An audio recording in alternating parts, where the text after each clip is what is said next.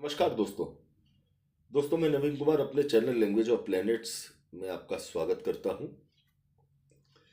आज गज केसरी योग के समान एक ऐसे योग पर चर्चा हम करेंगे जिसके बारे में बड़ी संख्या में लोग नहीं जानते। लेकिन यदि ये योग जन्म कुंडली के अंदर होता है तो जातक चौतरफा तरक्की करता है और गज केसरी योग के समान बढ़िया से बढ़िया फल जातक को देखने को मिलते हैं। दोस्तों, इस योग का नाम है हरिहर ब्रह्म योग। ये योग कुंडली में 3 प्रकार से बनता दिखाई देता है। नंबर 1, दूसरे भाव का स्वामी जिस स्थान में बैठा हो उस स्थान से द्वितीय, अष्टम और द्वादश भावों में यदि शुभ ग्रह बैठे हों तो हरिहर ब्रह्म योग माना जाता है, कहा जाता है। अर्थात कुंडली के दूसरे स्थान का स्वामी मान लीजिए कुंडली में 5वें स्थान पर बैठा है तो 5वें स्थान से दूसरे भाव में, 5वें स्थान से 8वें भाव में और 5वें स्थान से 12वें भाव में यदि शुभ ग्रह बैठे होते हैं तो ये हरिहर ब्रह्म योग होता है। दूसरी तरह से बनता है ये सप्तमेश जिस स्थान में बैठा हो, अर्थात सप्तम स्थान का स्वामी कुंडली में जहां भी बैठा हो उस स्थान से चौथे, 9वें और 8वें स्थान में यदि बृहस्पति, चंद्र और बुध बैठे हों तो यह दूसरे तरह का हरिहर ब्रह्म योग कहा गया है। इसके अलावा जो तीसरी तरह का ये योग बनता है, अर्थात तीसरी तरह का हरिहर ब्रह्म योग कैसे बनता है इसे समझिए। यदि लग्न से चौथा, 10वां और एकादश इन 3 स्थानों में सूर्य, शुक्र और मंगल बैठे हों तो तीसरे प्रकार का हरिहर ब्रह्म योग होता है।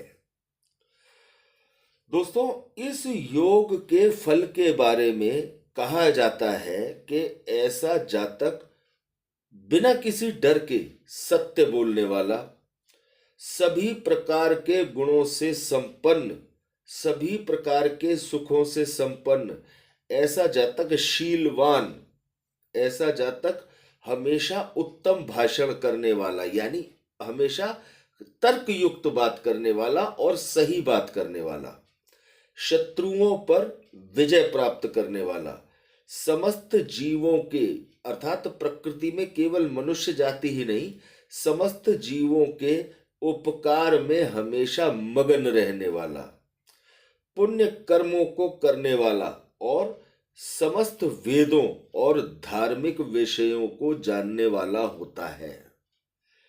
ऐसे जातक को सभी प्रकार के सुख प्राप्त होते हैं जिसकी कुंडली में इन तीनों तरह से बनने वाला हरिहर ब्रह्म योग मौजूद हो। अब दोस्तों, इसके साथ एक दूसरा योग बहुत पावरफुल योग है जिसे कहते हैं शिव योग। यदि पंचम स्थान का स्वामी 9वें स्थान में हो और 9वें स्थान का स्वामी 10वें स्थान में हो और 10वें स्थान का स्वामी 5वें स्थान में चला जाए, यदि इन तीनों स्थितियों को कंप्लीट हो जाती हैं ये 3 स्थितियां तो शिव योग बनता है। इसे शिव योग कहते हैं। जिस जातक की कुंडली में ये योग बना होता है ऐसे जातक के पास बहुत बड़ी मात्रा में जमीन जायदाद होती है। ऐसा जातक बहुत जीवन की बहुत परेशानियों, चाहे कितनी भी परेशानी ऐसे जातक के जीवन में क्यों ना आई हो, कितने भी युद्ध लड़ने पड़े हों, सभी युद्धों में विजय प्राप्त करता हुआ ऐसा जातक सेनापति की तरह जीवन जीने वाला, बहुत ही पराक्रमी, बहुत ही परिश्रमी, बहुत ज्ञानवान और धार्मिक जीवन व्यतीत करने वाला होता है।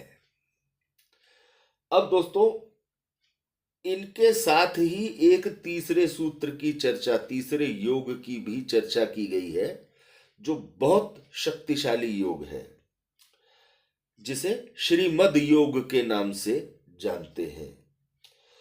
यदि नवम भाव का स्वामी और दशम भाव का स्वामी एक दूसरे से केंद्र में हो और लग्नेश पर बृहस्पति की दृष्टि पड़ती हो तो श्रीमद योग बनता है। ऐसे जातक धन संपन्न, सुखी, दान दक्षिणा देने वाले, बहुत बड़ी मात्रा में दान करने वाले, मर्यादावान, हमेशा अपने परिवार की मान मर्यादा के अनुसार चलने वाले, किसी भी काम को कैसे संपन्न कराना है इस कला में विलक्षण और चतुर और लंबी उम्र पाने वाले होते हैं। तो दोस्तों, ये तीन जो ज्योतिष सूत्र है, ज्योतिष के योग हैं, ये आप में से जिसकी भी कुंडली में हो, आप इस ज्योतिष शास्त्र में बताए गए इन सूत्रों के कितने शुभ लक्षण आपके अंदर दिखाई देते हैं, आपके अंदर मौजूद है, कमेंट बॉक्स में अवश्य बताएं। बाकी अन्य विलक्षण सूत्रों पर, योगों पर हम चर्चा करेंगे अगले वीडियो में। धन्यवाद दोस्तों।